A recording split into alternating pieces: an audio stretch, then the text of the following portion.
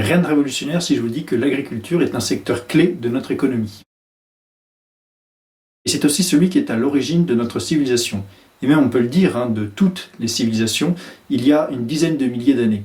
Avant l'agriculture, la dépendance de l'homme à son environnement était forte. Nos ancêtres devaient chercher, puis cueillir leur nourriture presque tous les jours.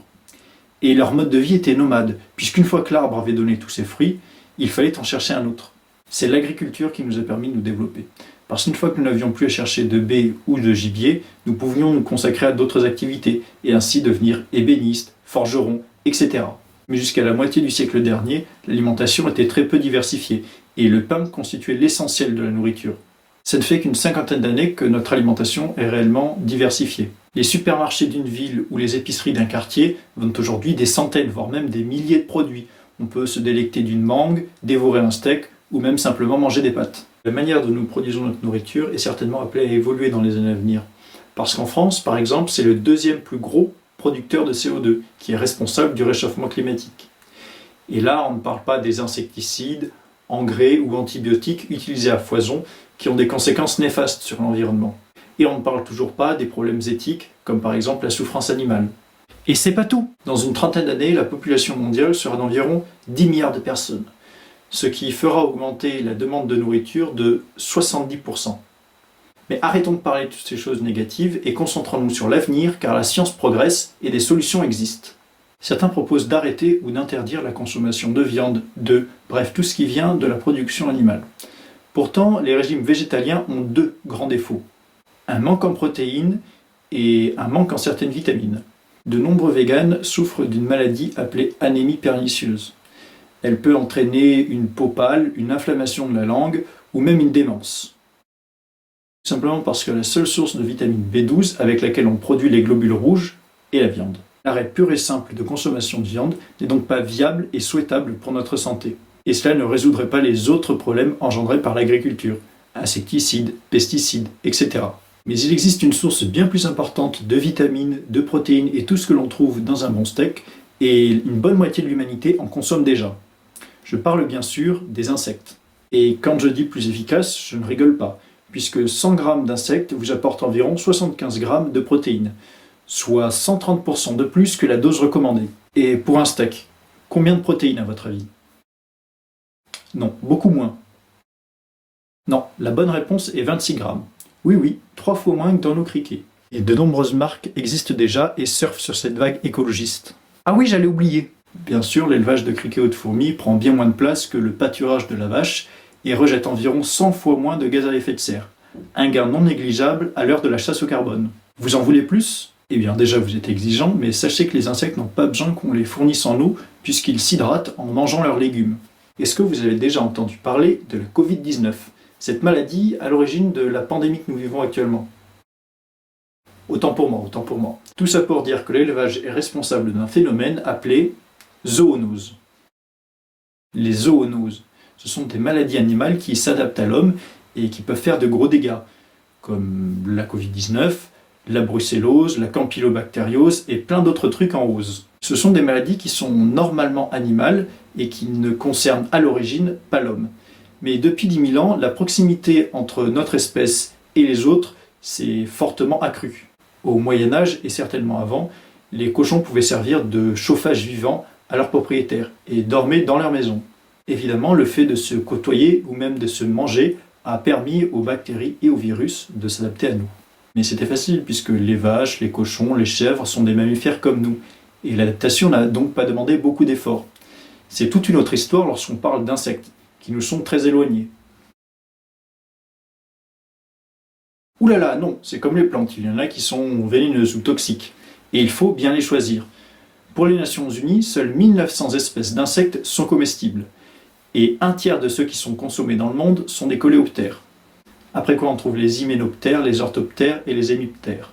Mais pour passer de la consommation occidentale pour tester à une véritable consommation quotidienne, une marche, voire un escalier, est encore à franchir puisque la plupart d'entre nous les trouvent dangereux, toxiques ou dégoûtants. Bon, pour être honnête, je ne vous sens pas vraiment convaincu à cette idée de manger des sauterelles au petit déjeuner. Mais j'ai une autre proposition pour vous satisfaire. Et si nous créions la viande que nous mangeons ? Oui, oui, vous avez bien entendu. Il est possible de fabriquer de la viande en laboratoire. Et c'est d'ailleurs une excellente idée pour remplacer notre viande actuelle. Et oui, les problèmes éthiques de l'exploitation animale disparaissent tout simplement. Si l'on synthétise un steak ou même du lait, plus besoin d'abattre la vache. Mais il y a un autre problème avec l'élevage, c'est le gaspillage. Dans la volaille, 60% environ sont comestibles. Et plus l'animal est gros, plus cette proportion diminue pour en arriver à environ 40% avec le bœuf. Eh bien, pas vraiment. Disons que ni le goût ni la texture de cette viande synthétique ne ressemblent à ceux dont nous avons l'habitude. Mais plus les années passent, plus la science progresse et plus on s'approche d'une véritable viande. La raison de cette différence de goût, c'est qu'on se concentrait jusqu'à présent uniquement sur les cellules musculaires. Or, ce qui donne vraiment son goût à la viande, son goût et sa texture, c'est la graisse. La graisse, c'est extrêmement important dans l'expérience de manger de la viande. Et c'est très difficile de recréer cette harmonie, cette structure entre les cellules musculaires et le gras. Mais on y arrive de mieux en mieux.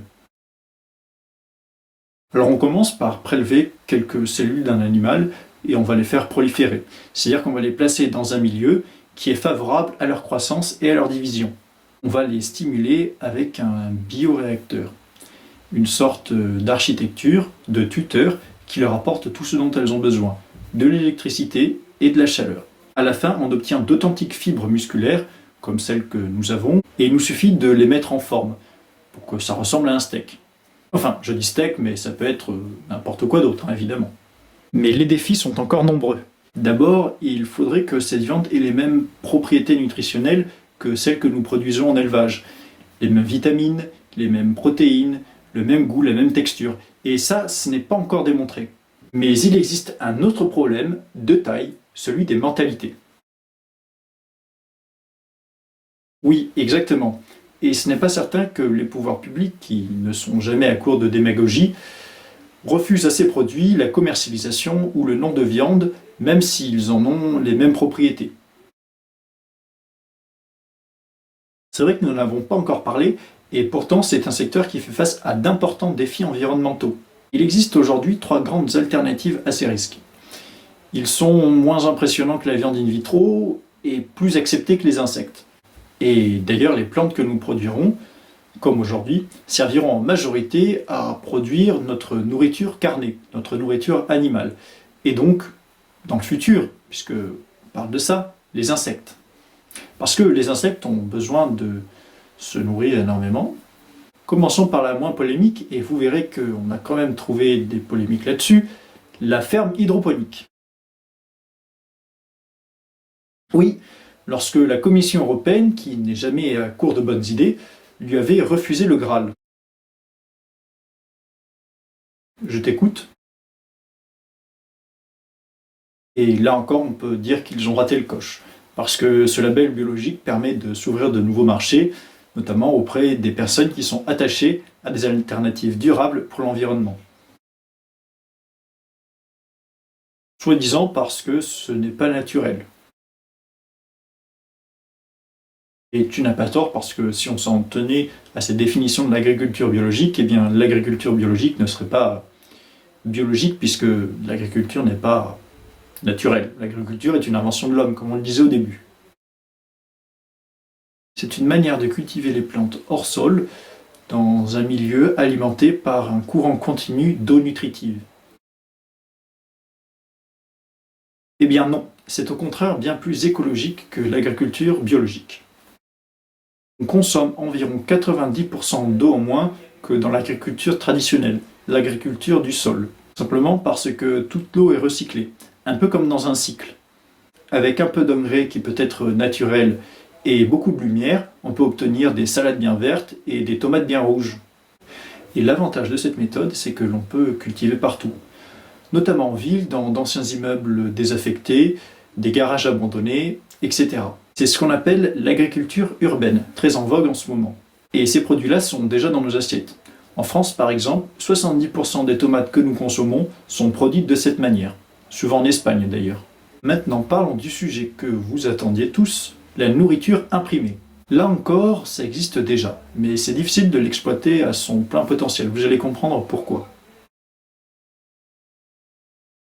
Oui, c'est ça. L'imprimante 3D est une technologie encore jeune et ne fonctionne encore qu'avec des objets très simples, homogènes.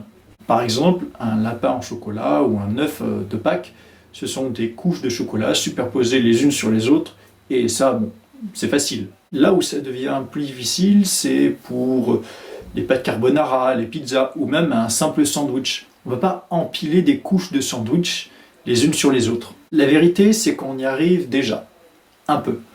On peut utiliser plusieurs têtes d'impression, un peu comme dans une imprimante classique qui imprime un texte. Mais avant de consommer une vraie pizza, il va falloir attendre un petit peu. Et c'est pas vraiment un produit écologique, ça dépend vraiment de comment on s'en sert. Au pire, ça permet d'économiser du carburant. C'est aussi plutôt un produit de confort. Plus la peine de se déplacer, les aliments arrivent directement dans notre cuisine et il y a une possibilité de personnalisation infinie. C'est vraiment la valeur ajoutée de cette méthode. En appuyant sur un bouton, on a toute la personnalisation que l'on souhaite. Plus la peine de réfléchir des heures à la présentation de votre plat de Noël. Il vous suffit de l'acheter directement, comme pour une maison que vous ne construisez pas vous-même. Eh bien, figure-toi que ça existe déjà.